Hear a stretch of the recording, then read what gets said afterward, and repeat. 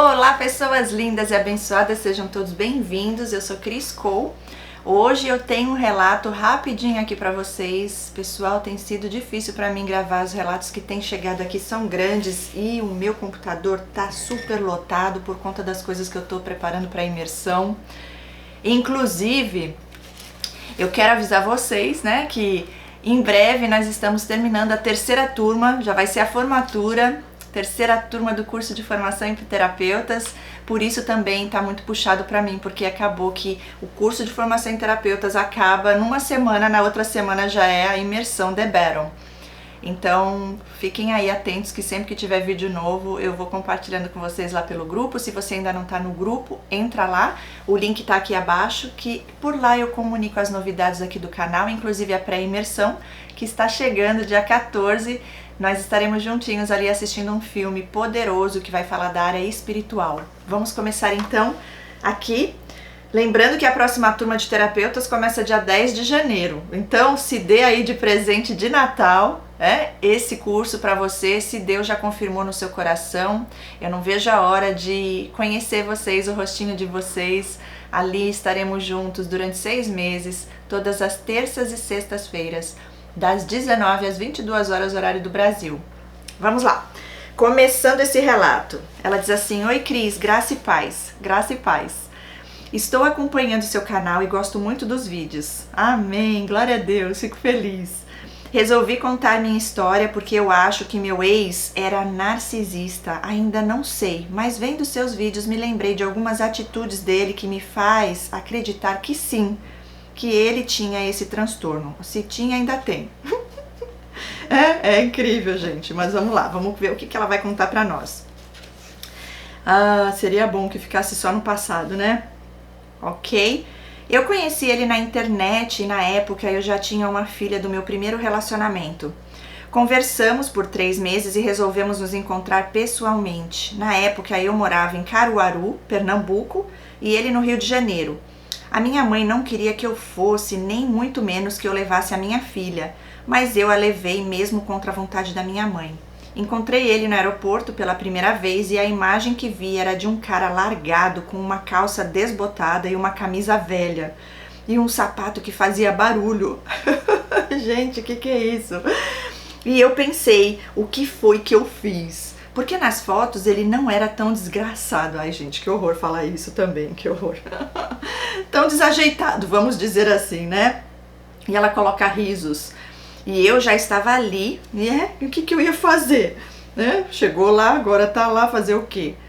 E com uma criança de 3 anos do lado, e eu realmente tinha feito uma loucura quando fui atrás dele. E a minha filha viu ele e começou a chorar. Acho que a coitada teve medo dele. Coitada é você no meio dessa história, que como é que você me larga, a tua vida por um cara que você conheceu na internet por 3 meses conversando com ele? A lábia foi boa, hein? O que ele te ofereceu? Qual foi o banquete que ele ofereceu para você? O que foi que ele supriu em você? Alguma carência ele supriu ao ponto de você nem ouvir a tua mãe. E na loucura encontrar um homem que você nem sabia quem era, de onde veio direito, qual a história de vida. Já foi pra casa do homem com a sua filha de 3 aninhos, gente. Isso é sem noção, né? Porque assim, lógico que a gente sabe que essas pessoas manipulam e tudo. Ela aqui ainda tá em dúvida se ele é ou não narcisista. Vamos ver. Vamos ver aqui. Mas sua filha não é coitada não, sabe o que ela é? É uma criança super dotada, já com dons espirituais, onde ela já sentiu algo nele ali, não gostou. Que nem cachorro. Tem cachorrinhos que têm uma sensibilidade maior para o mundo espiritual. E só de ver a pessoa... Eu tenho um cachorrinho, gente, que eu vou contar aqui pra vocês. Ele é super sensível, sensitivo, sabe? Eu tinha 2. Um é macho, outro é fêmea. A fêmea... Ela faleceu, já estava bem velhinha, viveu os 14 anos de vida que era o que teria para a raça dela. E temos o pequenininho. Esse pequenininho, quando eu tinha várias amigas narcisistas, incrível, hoje eu lembro. Quando essas narcisistas entravam na minha casa, ele latia, mas ele não parava de latir. Depois que Deus me revelou, hoje eu entendo. Então sempre que vem alguém na minha casa, gente, e ele começa a latir desesperadamente na cara da pessoa ali, eu já fico desconfiada que tem algo estranho nessa pessoa. E é batata, porque depois se confirma. É incrível. Bom, No caso, a sua filha aí, eu creio que ela já sentiu que era algo ruim nesse homem que tinha ali. E ela continua, acho que foi porque ele era muito esquisito. Era mais do que isso, eu creio. E a atitude dele foi deixar eu e a minha filha lá sentada e se afastar de nós. Perguntei depois por que ele se afastou de nós e ao invés dele tentar ganhar a confiança da minha filha. E o que ele respondeu foi que ele se afastou para que ela não chorasse mais do que ela já estava chorando. Bom, seguimos para a casa dele e quando cheguei no local era um morro, um lugar muito feio, e fiquei ali 3 meses mais ou menos. Ai, eu não aguento. E eu me sentia muito mal, eu sentia muita falta de casa, a ideia era de ficar ali com ele, mas eu não estava conseguindo. E um dia o meu dinheiro acabou e o pai da minha filha atrasou a pensão dela. Sem emprego, pedi para ele comprar leite para minha filha e ele comprou reclamando. Olha, gente, quantas bandeiras vermelhas, era pra você não ficar lá, mas nem um dia, ou melhor, só um dia, né, pra você dormir, ver tua passagem de volta e já ir embora no dia seguinte. Meu Deus do céu, fiquei muito brava porque na casa dele não tinha nem o básico e me perguntei por que ele nos levou pra lá se não tinha como sustentar uma mulher com uma filha. E então ele foi sozinho no mercado e comprou tudo que minha filha estava precisando. Mesmo assim, eu disse a ele que precisava voltar para minha cidade, que não queria criar minha filha ali. Não era uma vida que eu estava acostumada, uma vida de privação, porque não tinha muito o que comer. Ele morava com a mãe. Olha só, gente, vem mais. Você acha que ele mora sozinho, né? Ele morava com a mãe, uma senhora muito boazinha, aposentada e muito humilde. Eu não queria ficar dando despesa ali.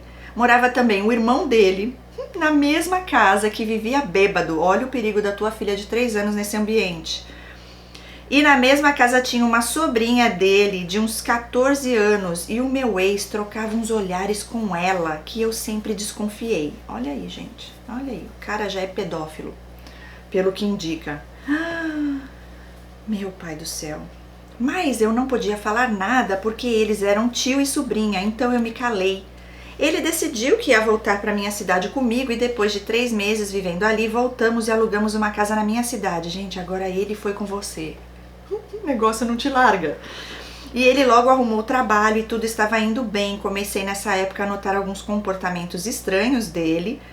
Eu sei que homem, ele olha para mulheres, mas ele não disfarçava. E a primeira vez que vi foi com a sobrinha, que eu tinha me convencido que aquilo era coisa da minha cabeça. Mas então levei ele na casa da minha irmã e na época a minha sobrinha tinha uns 15 para 16 anos. E eu o peguei olhando para a menina com um olhar que você percebe que não é normal. Nossa, fiquei bem chateada porque lembrei desse mesmo olhar que ele dava para a sobrinha dele. Meu pai do céu, quantas bandeiras vermelhas aí.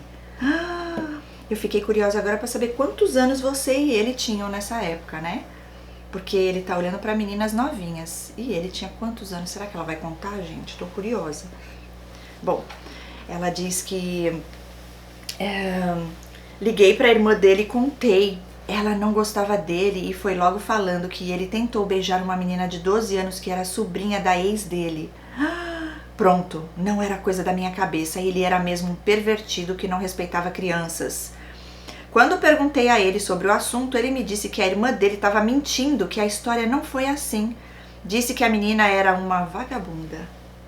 Falou desse jeito com uma menina de 12 anos. E disse que a menina já estava acostumada a fazer coisas de adulto e que a menina tinha se abaixado na frente dele fingindo pegar um brinquedo para provocar ele. Olha isso, gente. E ela disse, foi nojento ouvir aquilo, mas acreditem, eu continuei com esse infeliz. E eu deixei essa conversa para lá e decidi dar a ele uma chance de me provar que ele era uma boa pessoa. Olha. E eu notava na igreja que ele era meio estranho, ele encarava as meninas adolescentes, mas quando questionava, ele dizia que eu estava vendo coisas.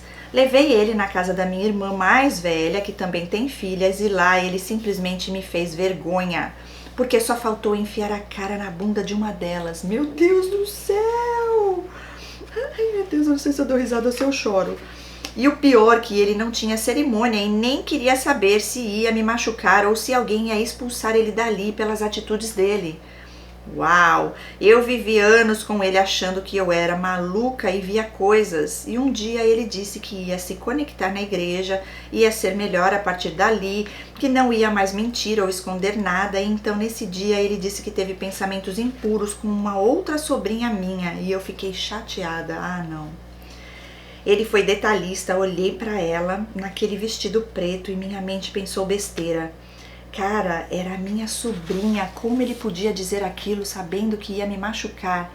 E eu fiquei com tanta raiva porque ela frequentava a nossa casa e agora quando ela fosse visitar, como eu me sentiria sabendo o que ele disse? E nessa época minha sobrinha era adulta, já casada com filhos. Chamei minha irmã e contei para ela. Imaginei que se eu contasse, minha irmã ia apenas convencer minha sobrinha a não ir mais na minha casa. Ele pediu desculpas à minha irmã por ter falado besteira da filha dela, porque eu chamei ela na minha casa e contei tudo na frente dele. A reação da minha irmã foi que realmente a filha dela era linda e ele não tinha culpa de ter pensado besteira. Eu não acredito! Não acredito, pois a culpa é na filha. E que qualquer homem no lugar dele pensaria também. Eu não acredito, eu não acredito. E eu fiquei com cara de trouxa, levando o nome de ciumenta na história. A tua irmã também, tô suspeita dela, hein? Ah, quando começa com essas coisas eu já falo, isso não é normal, não. Ai, não, você não foi o errado, você não é um demônio pedófilo que gosta de crianças, porque isso é demônio, tá, gente? Sim, desejo ali de ter relação com uma criança. O cara é sádico, o cara é perverso, fez isso exatamente porque eles gostam de chocar, eles gostam de causar, e assim, poderia ter causado um monte de conflito na tua família, entre você, sua irmã, agora a tua sobrinha, e você, ao invés de ver logo que é um infeliz das trevas, e falar, some da minha casa, você tem uma filha que tá ali convivendo com ele, tem noção disso, gente? Já é um sinal absurdo de que o cara vai aprontar depois com a tua filha, meu pai do céu. E em vez de você fazer isso, você tenta evitar da tua sobrinha ir lá. Eu não aguento. Tenta observar aí pra ver aonde foi que ele te pegou, aonde ele te encantou. Qual foi a brecha que ele teve pra entrar na tua vida? Ele ofereceu o quê? Né? Atenção, carinho. Porque pra você continuar lá depois de todos esses sinais, né? É demais. Vamos lá. Bom, ela ficou como a trouxa da história, levou ainda como ela fosse a ciumenta da história. A coisa piorou quando a minha irmã contou pra filha e minha sobrinha depois, que ficou sabendo, passou a fazer hora na minha casa com uma roupa minúscula chamando a atenção dele. Pronto, manda ela levar. Manda ela levar. Eu não aguento isso, é outra narcisista infeliz nesse mundo. E eu, muito idiota, aceitava aquelas provocações e aquilo provocou o ego da minha sobrinha, que passou a se sentir a desejada pelo meu marido e aquilo era o máximo para ela. Inventei de parar os remédios e dar um filho a ele, mesmo depois de tanto sofrer, meu Deus. Eu pensei, se tivesse um filho, tudo seria diferente. Pensei errado, quando descobri que estava grávida, vibrei sozinha. Ele foi seco e agiu como se nada tivesse acontecido. E eu lá gritando feliz e ele seco e me olhando como se dissesse grande coisa. E eu sempre me dedicava a ele nas datas comemorativas, mas ele nunca lembrava de mim. E quando eu falava, ele dizia que eu gostava de palco, gostava de aparecer com mensagens de feliz aniversário no Facebook. O engraçado é que pra mim ele não colocava nada no Facebook, mas pra outras mulheres sim. Você ainda tem dúvida se ele é um infeliz das trevas? Lógico que é, eu não tenho dúvida, gente. Olha só, não pode ver você feliz, sempre tentando trazer um sentimento de culpa, o cara olhando para mulheres, ainda que não eram nem mulheres, eram crianças, na sua frente, você com uma filha dentro da mesma casa com ele, e agora um filho na barriga que vem desse homem. Meu Deus do céu, eu falo que padecemos por falta de conhecimento, né? Enquanto Deus não tá na história, é só lamento, é só beira abaixo, não dá. Fica aí o testemunho, porque é para aprender. Quem tá aqui vendo, ouvindo, né? E pode estar passando por isso, sai fora antes que seja tarde demais. Olha, nem casada ela era, já foi agora ter filho com o traste. E ela fala, um dia peguei ele olhando fotos da filha da minha ex-patroa, uma menina de 12 anos, briguei com ele e ele disse que estava jogando jogos do Facebook com a garota. Ah, não. Só não entendi o porquê dele estar olhando as fotos dela. Para jogar não precisava olhar fotos da menina. E mais uma vez eu pensei, eu vou acabar destruindo o meu relacionamento se ficar com essa paranoia. Ai, meu Deus do céu. E mais uma vez deixava passar e eu sempre achei ele muito egoísta. Nossa filha ingeriu solda cáustica uma vez e eu a levei para emergência. Lá o médico disse que precisava transferir ela para um hospital maior e ele atrás do médico balançando o dedo dizendo que não precisava. Ele tinha que trabalhar e nem sequer pensou na filha. E eu levei ela e claro que eu não ia obedecer um absurdo desse. Graças a Deus a minha filha não chegou a engolir aquilo e o machucado foi só na língua. Outro dia ela pegou infecção urinária e ele negou socorro a ela. Ela chorando às 3 da manhã, eu sem dinheiro pro táxi e ele com o carro na porta e não quis levar a própria filha gritando de dor pro hospital. Eu, sem saber dirigir na época, fiquei com ela até às 5 da manhã para pegar um ônibus. Ah não, gente, não dá. E levá-la na emergência. E o pai com um carro na porta. De manhã, quando ele me viu arrumando ela para levar, ainda perguntou para onde eu estava indo aquela hora e eu estava tão revoltada que eu falei palavrão. Ele acabou me levando na emergência com ela e lá a médica brigou feio comigo porque eu demorei para levar a minha filha, que ela estava com múltiplas bactérias. E mais uma vez eu perdoei o traste ruim. Ai, até onde vai o nosso limite? Eu fico pensando, né? Até onde vai o nosso limite? E um dia ele, sem trabalho, disse que ia voltar para o Rio de Janeiro e voltamos. No Rio de Janeiro, perto da família dele, ele começou a me tratar muito mal na frente da família. Se eu falasse qualquer coisa, assuntos aleatórios, ele respondia em tom de desprezo, sempre muito rude comigo. Um dia eu juntei dinheiro para comprar um iPhone e fui na loja com ele. Quando vi os iPhones, eu disse eu queria esse. E então ele gritou no meio de todo mundo, você não tem grana para comprar esse celular? As pessoas me olharam e eu fiquei com vergonha. Parece que ele estava cansado de mim. Ela fala como se ainda estivesse com ele, né, gente? Presente, ela tá falando como se estivesse presente ainda acontecendo isso. E ela continua, esqueci de mencionar que no sexo eu era obrigada a fazer, mesmo se tivesse doente eu tinha que fazer porque dizia que era obrigação da mulher. Minha primeira crise de pânico aconteceu um dia quando ele insistiu tanto em fazer sexo comigo que eu comecei a passar mal. Nesse dia eu fiquei muito ruim e como ele estava com raiva porque eu não quis sexo, ele estava se negando a me levar na emergência. E eu me joguei na cama e implorei por ajuda. Eu estava com falta de ar e senti uma sensação de morte. Mas ele era frio e dizia, dorme que passa. E quanto mais ele dizia isso, mais em crise eu ficava. Por fim, ele levantou e me levou para o hospital. Era 2 da manhã e ele foi dirigindo o carro super devagar. Ele não estava interessado em correr comigo, então ele foi o mais lento possível. É de propósito. Gente, como você aguenta isso? Aguentou, né? Enquanto eu agonizava ali dentro do carro com ele em silêncio, foi horrível e eu nunca contei à minha família porque eu pensava, eu procurei isso para minha vida, então eu preciso suportar. E outro dia eu estava falando com o vizinho e fiz gesto que estava fumando um cigarro. Na mesma hora senti um tapa na boca e foi rápido demais. E quando abri os olhos ele tinha me dado um tapa na frente do vizinho que ficou sem reação. 17 anos eu passei com ele. Meu pai do céu! Sempre tentando dizer para mim mesma, ele é assim, mas ele não deixa faltar nada para nós. Sempre fui uma mãe festeira e quando fazia festa para nossa filha, ele ficava escondido na cozinha dizendo que quem enchia, ai meu Deus, CU de Judas era mulambo e que ele não ia dar comida de graça para ninguém. E um dia estávamos almoçando em casa e eu nunca gostei de roer osso de frango e nesse dia, como sempre fiz, comi só a carne e deixei o osso.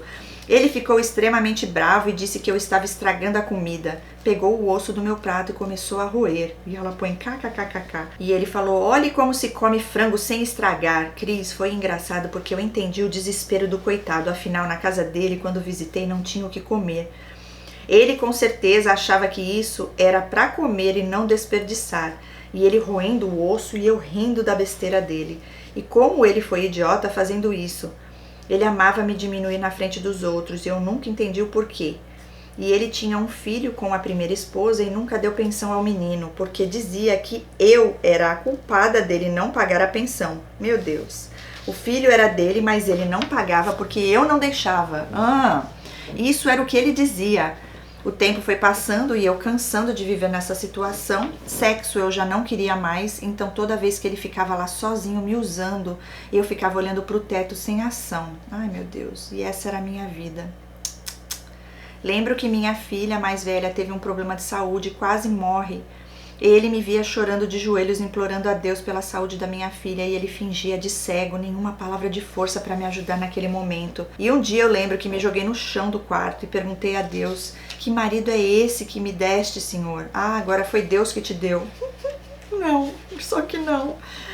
E eu só queria um abraço, mas nem isso eu tenho. A única hora que ele me abraçava era porque queria sexo. Fora isso, eu não tinha carinho. E lembro que no dia seguinte eu levantei da cama e fui trocar de horário com o meu genro, que dormia com a minha filha no hospital.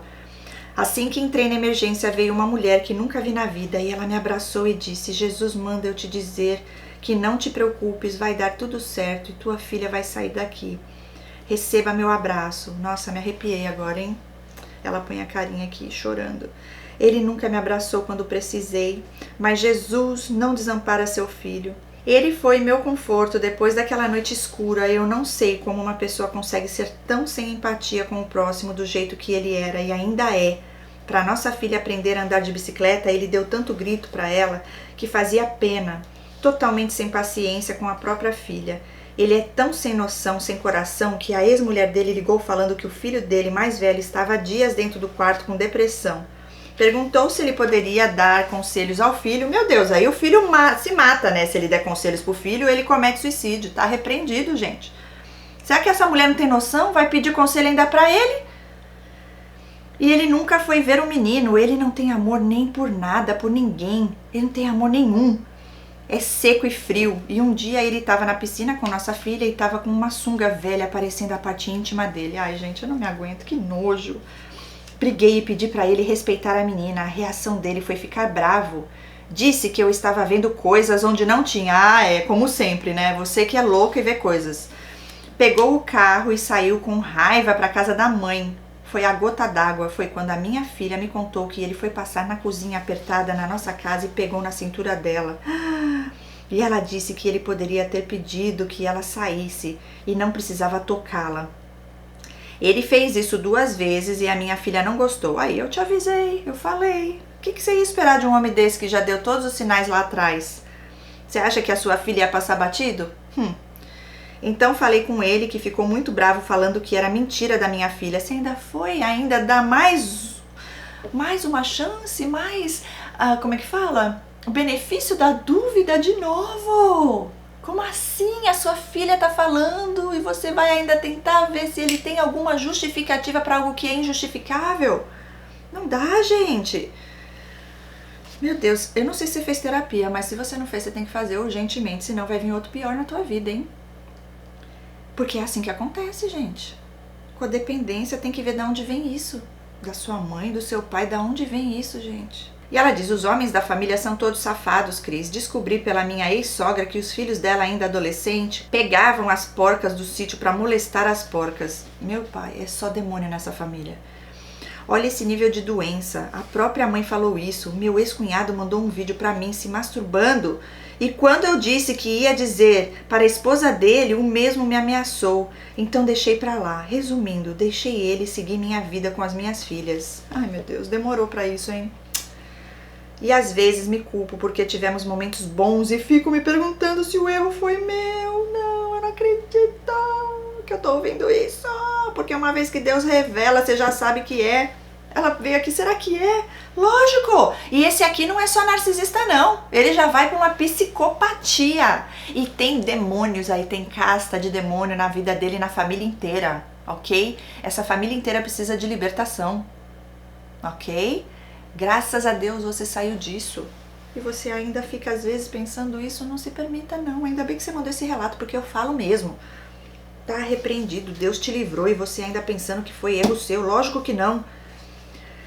e que eu deveria ter orado para Deus restaurar o meu casamento. Mas você nunca casou com ele, né? Pelo que eu vi, você nunca casou, vocês moraram junto, não foi? E por outro lado, vejo que fiz de tudo, mas uma andorinha só não faz verão.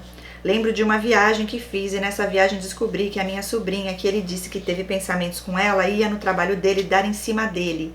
Ele falou isso, mas ela negou. E ele só falou isso porque eu viajei com ela e na viagem eu disse que não ia mais voltar para casa.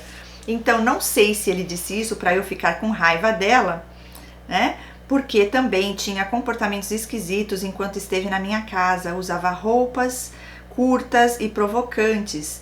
Anos antes ela tinha pedido para ficar alguns dias na minha casa e eu perguntei se ele permitia. E ele não só permitiu, como já estava arrumando uma casa maior para abrigar ela.